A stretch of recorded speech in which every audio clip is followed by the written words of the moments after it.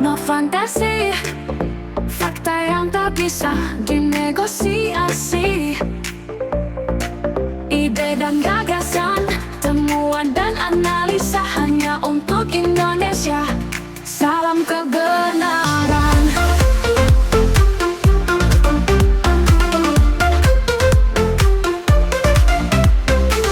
In Health Check, Penn Medicine says it's created a human bird flu vaccine on the same platform as its COVID-19 vaccine.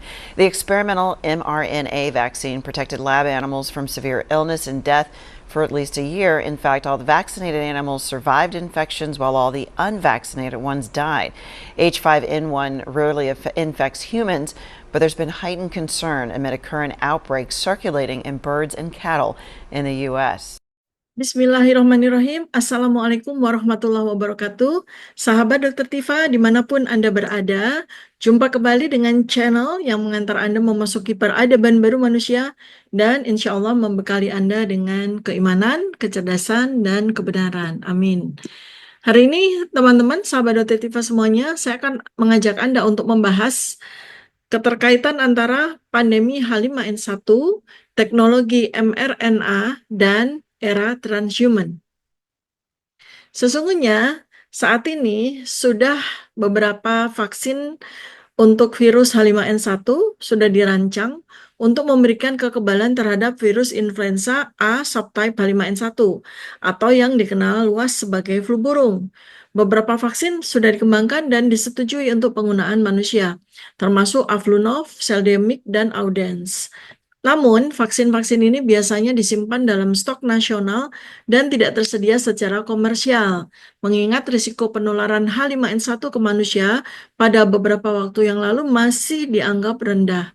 Namun, baru-baru ini perusahaan vaksin modern yang selama 4 tahun terakhir sudah berkecimpung secara luas pada masa pandemi COVID, yaitu Pfizer dan Moderna, sudah menggunakan teknologi mRNA untuk mengembangkan vaksin H5N1. Teknologi ini memungkinkan produksi vaksin yang lebih cepat dan spesifik terhadap strain virus yang beredar. Dalam uji laboratorium pada musang, vaksin mRNA menunjukkan respon antibodi yang kuat dan kelangsungan hidup terhadap dosis mematikan. Jadi musangnya masih hidup walaupun dosisnya mematikan gitu ya. Namun vaksin mRNA untuk H5N1 ini masih dalam tahap pengembangan awal dan belum mencapai uji klinis fase 3. Jadi masih uji klinis fase 2 pada hewan besar. Nah, perkembangan teknologi mRNA yang sudah dilakukan uji cobanya pada saat pandemi COVID yang lalu, ini memiliki kaitan dengan konsep transhumanism yang berfokus pada penggunaan teknologi untuk meningkatkan kemampuan manusia. Teknologi mRNA sebelumnya sudah diuji coba selama 4 tahun kemarin. Selain itu, pendekatan ini sesungguhnya mencerminkan integrasi yang lebih lanjut antara bioteknologi dan kesehatan manusia, sejalan dengan prinsip transhumanisme yang menjadi era peradaban baru saat ini, dengan mengeksplorasi peningkatan kondisi manusia melalui inovasi-inovasi teknologi gitu ya. Nah, jika teknologi mRNA ini digunakan sebagai prevensi terhadap pandemi H5N1, maka bisa jadi ini adalah sebagai batu loncatan besar menuju era transhumanism. Jadi pandemi itu sesungguhnya bukan hanya sekedar fenomena kesehatan ya. Saya sudah beberapa kali menyampaikan pada video-video saya sebelumnya, silakan Anda lihat di DRTF channel ya. Tapi pandemi ini juga merupakan sebuah mekanisme perubahan sosial, ekonomi, dan teknologi. Jika H5N1 berkembang menjadi pandemi global, maka ia berfungsi sebagai katalis bagi transisi ke era transhumanism. Nah, bagaimana caranya dia menjadi katalis? Yang pertama, teknologi mRNA untuk virus H5N1 ini adalah sebuah permulaan rekayasa biologi manusia. Sesungguhnya teknologi mRNA sudah sukses ya di dalam masa pandemi COVID. Dan kini teknologi tersebut digunakan untuk pengembangan prevensi H5N1. Ada beberapa hal yang perlu kita cermati bersama. Jadi, produksi cepat dan modular teknologi mRNA dengan penerapan pre-research menggunakan in silico research atau dilakukan dengan komputasi memungkinkan pembaruan vaksin dalam hitungan minggu, bukan tahun lagi. Ini mendekatkan kita ke era medis berbasis AI dan bioengineering. Bagaimana dengan eksperimentasi pada manusia? Pandemi memungkinkan eksperimen teknologi mRNA dalam skala global, membuka pintu menuju integrasi mRNA dengan DNA manusia secara permanen, dan konsep integrasi yang tidak hanya bersifat sementara, tetapi terintegrasi ke dalam DNA melalui teknologi yang namanya CRISPR atau teknologi epigenetik lainnya. Sehingga integrasinya antara mRNA dengan DNA manusia itu bisa berlangsung secara permanen. Lalu apa dong dampaknya ya? Maka dengan teknologi tersebut memungkinkan untuk terjadinya sebuah eksperimentasi terhadap manusia secara global dengan mengalami modifikasi genetik massal. Dan nantinya akan terjadi separasi atau pemisahan antara natural human versus engineered human. Antara manusia yang masih alami, Adam 4.0, dengan engineered human atau manusia yang sudah di-engineered, yang sudah mengalami teknologi. Artinya inilah Adam 5.0 atau Adam pre 5.0. Kemudian memungkinkan juga untuk diberlakukannya digital ID dan biosurveillance global.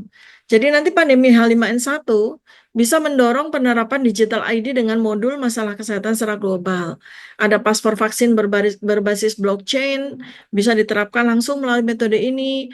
Ada integrasi status kesehatan dalam sistem ekonomi digital, jadi antara kesehatan sama ekonomi langsung nyambung gitu ya. Kemudian ada pemantauan biometrik berbasis AI untuk mendeteksi penyakit dan keadaan, serta kehidupan manusia secara real time. Dan kesemuanya ini akan menjadi pintu gerbang kepada kontrol manusia berbasis teknologi yang merupakan fondasi awal Homo digitalis Adam 5.0 menuju era transhumanism.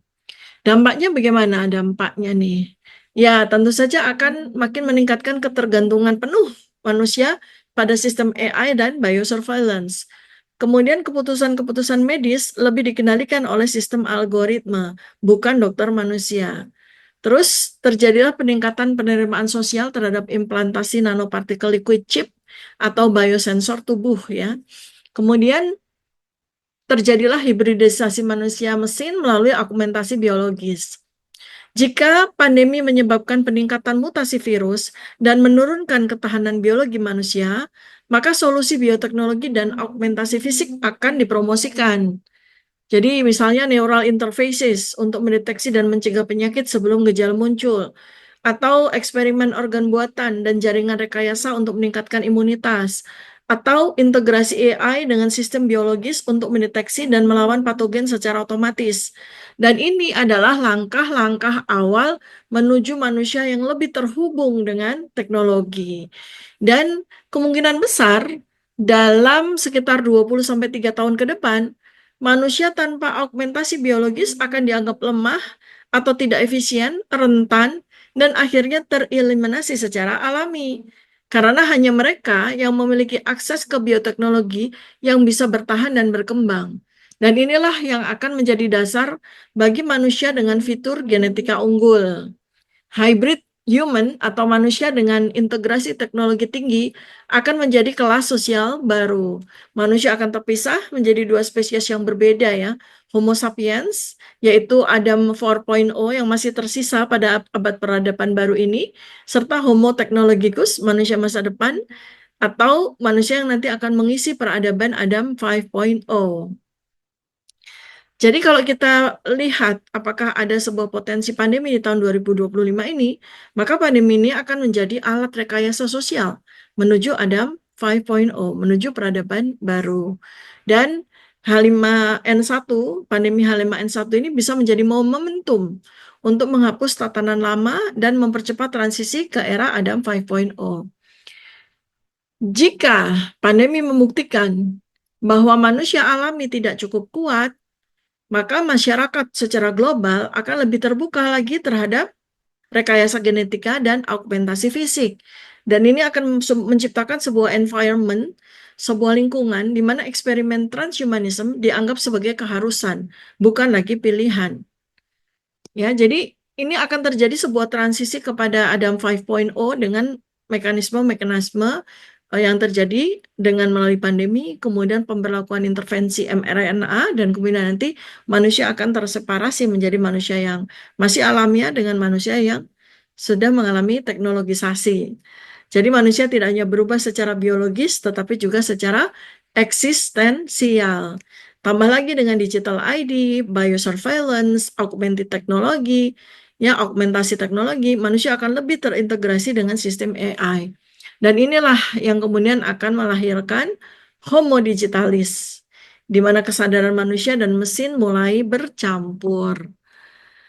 Nah, sekarang saya ingin memberikan penjelasan bagaimana hubungan mRNA dengan virus H5N1 dengan chip neural dan augmentasi fisik.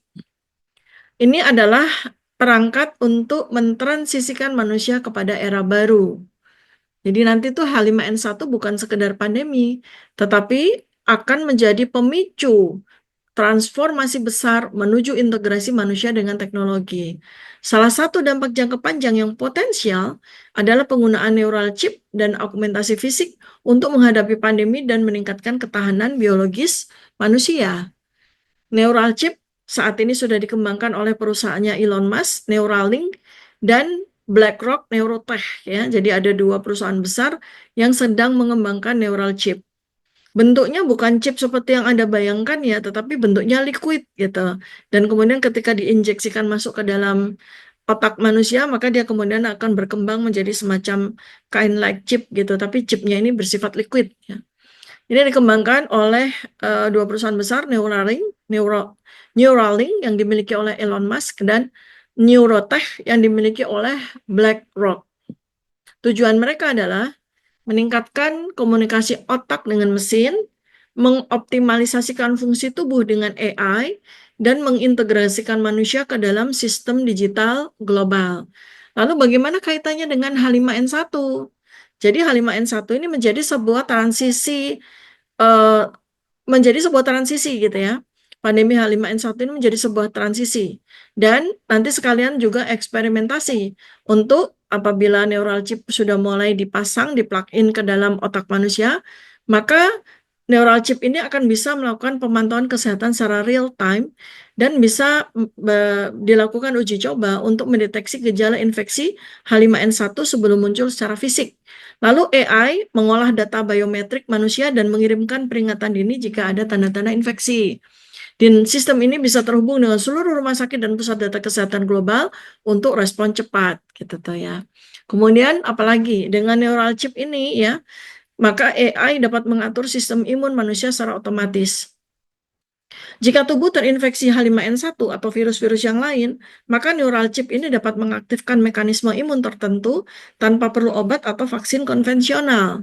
Jadi ini tuh mendekati konsep biodigital immune system, di mana otak dan AI bekerja sama untuk melawan penyakit infeksi. Gitu. Kelihatan keren ya. Kemudian selain itu, apa guna dari neural chip ini? Jadi neural chip ini bisa digunakan untuk mengontrol perilaku manusia. Misalnya, kalau seandainya terjadi pandemi, maka orang dipastikan tetap ada di rumah untuk di lockdown. Atau apabila dia terinfeksi, maka dia dipastikan akan mengalami isolasi ya di rumah maupun di rumah sakit, dan dia bisa dipantau apakah dia kemana-mana gitu. Kemudian juga bisa mengatur tingkat stres dan kecemasan melalui sebuah stimulasi saraf-saraf tertentu dan menghubungkan manusia, tubuh secara fisik langsung ke jaringan informasi global dengan basisnya AI.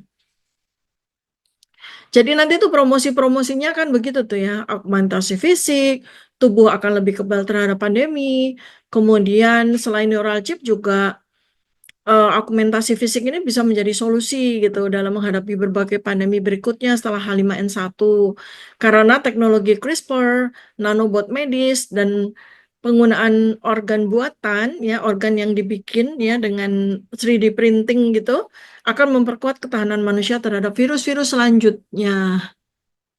Lalu kalau pandemi H5N1 ini sudah dimulai maka akan terjadi sebuah uji coba ya di mana augmentasi fisik dengan implan nanobot imun. Nah, selain neural chip ya, ada nanobot imun, di mana nanobot ini akan ditanam dalam tubuh ya, diinjeksikan dan ini juga nanobot ini juga liquid ya, dengan basis liquid dia bisa mendeteksi dan menghancurkan virus secara otomatis.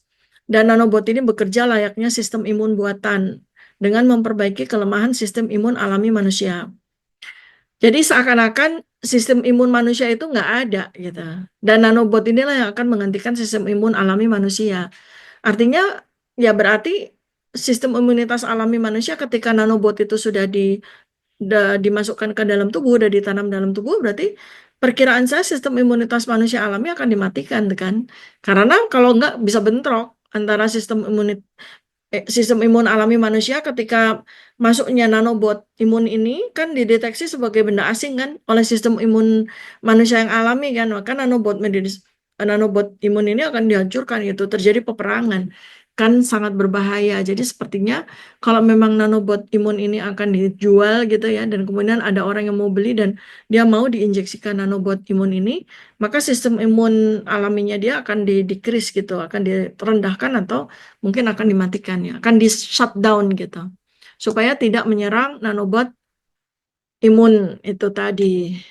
Terus ada promosi lagi, ada paru-paru buatan untuk pasien kritis. Jadi pasien-pasien kritis tuh nggak lagi pakai ventilator, tapi benar-benar pakai paru-paru gitu. Tapi paru-paru sintetis ya, paru-paru buatan. Karena pandemi H5N1 ini kan menyerang paru-paru bagian bawah dan sangat berat, sesak nafas, pneumonia yang sangat parah dan menghasilkan kegagalan pernafasan kan. Maka pada saat ini sekarang sudah dibuat replikasi-replikasi organ buatan berbasis AI yang bisa menggantikan fungsi paru-paru yang rusak dan meningkatkan peluang bertahan hidup. Paru-paru ini bisa disesuaikan dengan kebutuhan tubuh dan diperbaiki secara otomatis oleh sistem AI. Ada promosi lagi, jadi ada antibodi sintetis dalam darah. Jadi manusia dengan augmentasi genetik yang diperoleh melalui CRISPR dengan teknologi mRNA yang diinjeksikan ke dalam tubuh, maka manusia ini akan memiliki antibodi sintetis yang dirancang untuk melawan H5N1 maupun virus-virus yang lain nanti ya, perkembangannya berikutnya ya setelah pandemi H5N1 selesai, dan dia akan bisa melawan virus ini secara lebih efektif. Jadi dengan seperti ini maka akan terciptalah spesies manusia yang lebih kebal terhadap virus. Dan ini adalah sebuah langkah-langkah awal menuju Homo technologicus. Manusia baru ya, manusia baru yang berbasis teknologi. Secara payung besar saya sebut semua sebagai peradaban Adam 5.0. Manusia mesin. Maka jika neural chip, kemudian nanobot imun, terjadi augmentasi fisik dengan menggunakan teknologi, ini nantinya di masa depan tuh nggak lama ya, masa besok akan menjadi sebuah standar dalam menghadapi pandemi dan juga menghadapi masalah-masalah kesehatan yang lain. Nah, dengan demikian maka apa yang terjadi dong? Maka manusia akan semakin bergantung pada teknologi AI untuk bertahan hidup kan? Dan manusia akan berubah menjadi spesies yang tidak lagi sepenuhnya biologis. Jadi Homo sapiens Adam 4.0 nanti pelan-pelan akan berubah ya. Dan ini akan kemudian pada waktunya akan menghapus batas antara manusia alami dan manusia yang telah diubah atau engineered human. Jadi manusia alami yang Adam 4.0 ini akan melebur dengan teknologi dengan manusia yang sudah menjadi manusia digitalis, yang sudah menjadi manusia Adam 5.0. Jadi ini adalah sebuah jalan tol, ya. Ini adalah sebuah jalan tol, jalan bebas hambatan, yang nanti akan menyebabkan lahirnya post-human yang lebih cepat daripada yang diprediksi, yang lebih kuat, lebih cepat, dan lebih cerdas daripada manusia alami. Dan kemudian ada sebuah konsekuensi logis ya, terjadi perpecahan sosial antara mereka yang memiliki akses ke teknologi augmentasi melawan mereka yang tidak, ya mereka yang masih manusia tradisional, manusia alami. Kemudian terjadilah juga integrasi penuh manusia ke dalam sistem AI global, dan inilah yang kemudian menciptakan spesies Adam baru nih, Homo digitalis, Homo technologicus, Adam 5.0, apapun you name it ya. Jadi pandemi H5N1 beserta teknologi prevensi berbasis mRNA ini adalah alat untuk percepatan transhumanisme. Jadi pandemi H5N1 ini bisa menjadi alasan utama untuk mempercepat transisi manusia ke era post-human. dengan segala macam neural chip, augmentasi fisik, nanobot, organ buatan, antibodi sintetis, whatever yang akan menggantikan manusia alami ya. Dan ya itu tadi manusia kemudian di masa depan itu akan terpisah jadi dua kelompok. Mereka yang tetap alami dan mereka yang telah diintegrasikan dengan teknologi. Dan untuk update ya, neural chip yang dimaksud sekarang dengan teknologi terbaru itu bentuknya nanopartikel liquid ya, udah bukan lagi kayak logam-logam seperti itu. Dan dia akan bisa terintegrasi di otak dengan AI-nya, AI yang ada di neural chip tadi, yang bentuknya nanopartikel liquid tadi, secara jauh lebih mulus, jauh lebih halus dibandingkan apabila dia bentuknya seperti implan keras gitu kan, seperti logam elektroda di otak. Tapi karena udah dikembangkan menjadi nanopartikel liquid, maka ketika diinjeksikan ya ke dalam tubuh dia langsung nyebar ke sistem saraf dan langsung ke otak. Teknologi ini adalah sebuah bentuk neural interface generasi baru yang jauh lebih canggih dan yang sudah dibuat oleh Neuralink. Jadi cairan nanopartikel ini nggak usah harus pakai operasi bedah ya. Kalau misalnya yang bentuknya implan logam elektroda begitu kan harus dibedah tuh otaknya harus ditaruh gitu. Kalau yang berbentuk liquid ini diinjeksikan aja, dia langsung nempel ke saraf dan kemudian dia akan berada di otak dan saraf dan dia berfungsi sebagai interface digital antara otak dengan AI yang ada di yang interface-nya itu ada di neural liquid tadi itu berhubungan dengan AI. Jadi nanti bagaimana implementasi neural chip liquid ya.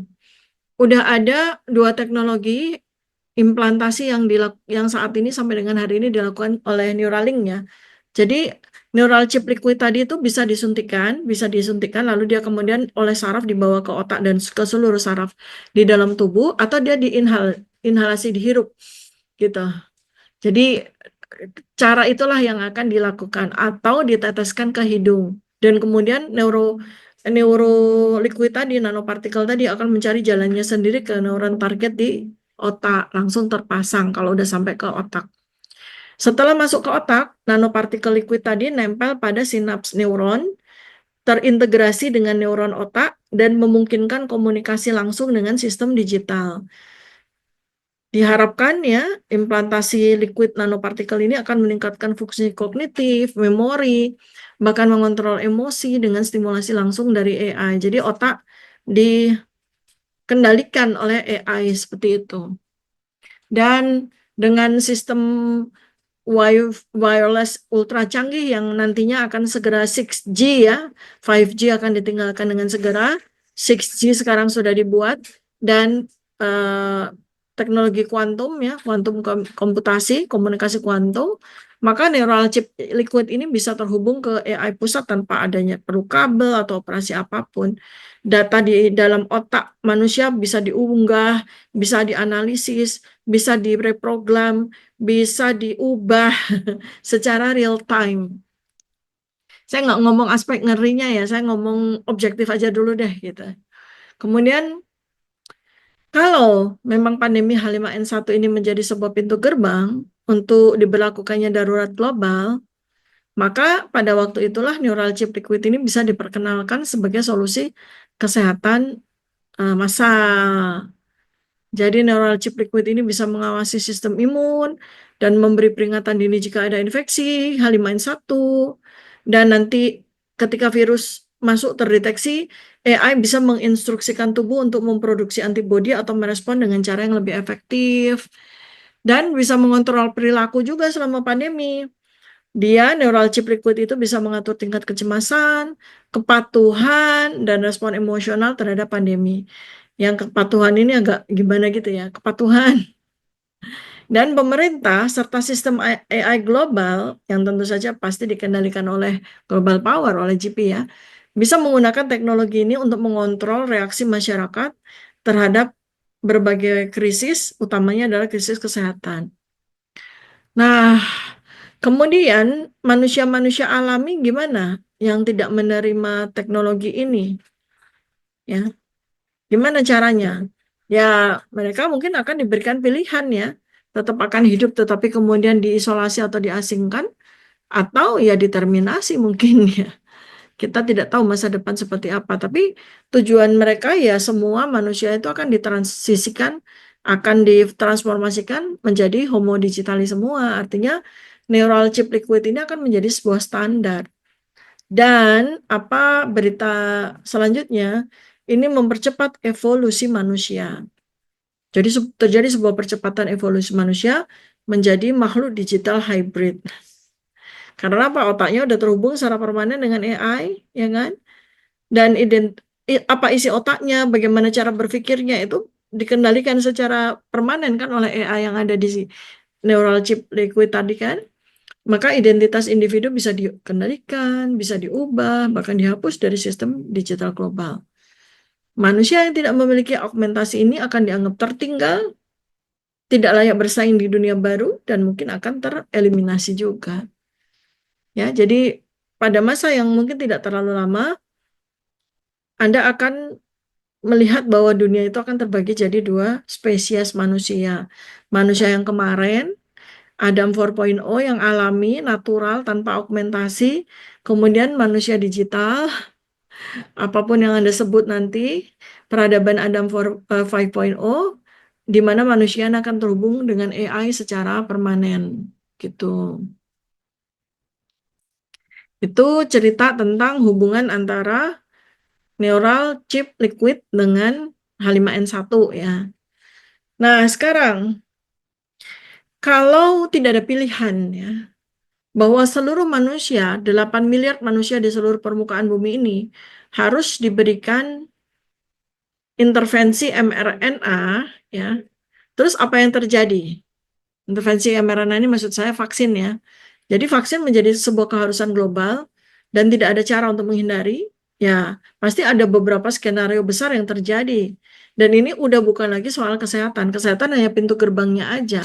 Tapi setelah pintu gerbangnya terbuka, ya pintu gerbangnya terbuka, terjadilah apa yang ada di depan mata Anda semua, kontrol peradaban manusia di era transhumanism.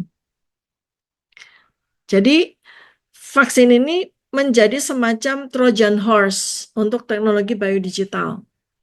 Maka dalam skenario ini jadi masuk menjadi Trojan horse gitu ya. Jadi teknologi intervensi mRNA ini bukan hanya sebagai pelindung terhadap virus, tapi juga sebagai platform teknologi biodigital. Teknologinya menggunakan mRNA dan nanoteknologi. Ya, tadi saya udah sebutkan semuanya. Dan tambahan satu lagi, dia bisa menjadi biotracking system, memungkinkan pemantauan biologis, perilaku, dan kehidupan manusia secara global. Gitu ya. Jadi sekarang mereka tidak lagi menggunakan istilah chip gitu ya, karena chip itu kan stigma ya, kayak semacam konspiratif gitu. Makanya sekarang disebut sebagai istilahnya tuh neurofluid interface. Neurofluid interface. Jadi bentuknya cair, menggambarkan bentuk cairan yang bisa terintegrasi dengan otak dan saraf gitu. Terus ada satu lagi liquid nanowires. Jadi basisnya cairan langsung menghubungkan neuron ke AI. Kemudian sistemnya namanya disebut sebagai QNN, sistem komunikasi kuantum antara otak manusia dengan AI, namanya Quantum Neural Network, QNN. Terus ada teknologi yang digunakan untuk menghubungkan otak dengan tubuh ke sistem digital berbasis biologi sintetis, namanya Synthetic Biointerface. Kemudian ada lagi jaringan nano yang menyebar di otak dan dia berfungsi sebagai interface antara otak dengan mesin. Ini disebut sebagai molecular neural mesh. Jadi ini udah berbeda dengan Neuralink generasi pertama ya chip generasi pertama. Kalau yang generasi pertama yang tradisional itu kan perangkat keras gitu. Sekarang udah dalam bentuk cairan. Sehingga bisa menyatu dengan sel-sel tubuh manusia termasuk sel otak. Dan dia bisa diperbaharui secara jarak jauh ya. Jadi karena masuk kan udah nggak bisa diapa-apain. Karena dia berbasis nanobio, ya sistem ini bisa diatur ulang dengan sentralnya, diupdate melalui sinyal frekuensi tertentu seperti itu.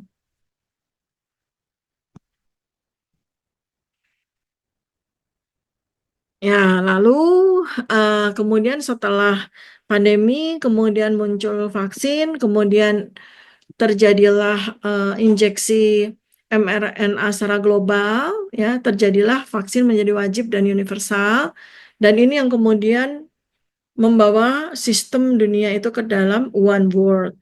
Sistem kesehatannya one world health. Sistem kehidupan secara keseluruhan namanya one world, one order. New World Order, gitulah ya mereka menyebutkan. Jadi ada sebuah jaringan kontrol global yang akan mengontrol manusia per individu ya, dengan menggunakan ID yang udah tertanam di tubuh manusia dalam bentuk liquid tadi. Jadi ada paspor vaksin global. Paspor vaksin global ini bukan untuk keluar negeri ya, tapi itu adalah sebuah sertifikat digital di mana manusia harus memiliki paspor vaksin global ini kalau dia mau kerja, dia mau bepergian, atau dia mau mengakses layanan publik gitu. Kemudian ada kredit sosial kesehatan ya, health social score. Jadi perilaku manusia bisa dikontrol dengan sistem reward and punishment dengan basis vaksinasi tadi dan status biologinya. Kemudian algoritma AI sebagai penentu kesehatan. Diagnosis dan perawatan tidak lagi ditentukan oleh dokter manusia, tapi oleh sistem AI global. Nah, simpulannya adalah dari H5N1 ke Adam 5.0 ya. H5N1 bukan sekedar ancaman kesehatan global, tetapi bisa menjadi pintu gerbang menuju era baru manusia. Teknologi prevensi mRNA membuka era rekayasa genetika massal. Digital ID dan biosurveillance menyiapkan fondasi Homo digitalis. Terjadilah hibridisasi manusia mesin yang kemudian di masa depan akan terjadi spesies manusia baru. Jadi pandemi ini berfungsi sebagai alat seleksi peradaban menuju peradaban baru. Sudah jelas? Kalau belum jelas nanti diulang-ulang lagi ya videonya. Dan silahkan tulis komentar dan yang paling keren dan paling cerdas yang Anda bisa buat. Sebarkan video ini, bangkitkan kecerdasan kita semua. Jangan lupa like, subscribe, dan share video ini agar banyak orang tergugah dan bangun untuk menjadi lebih cerdas. Sampai jumpa di video berikutnya. Wassalamualaikum warahmatullahi wabarakatuh. Salam kebenaran.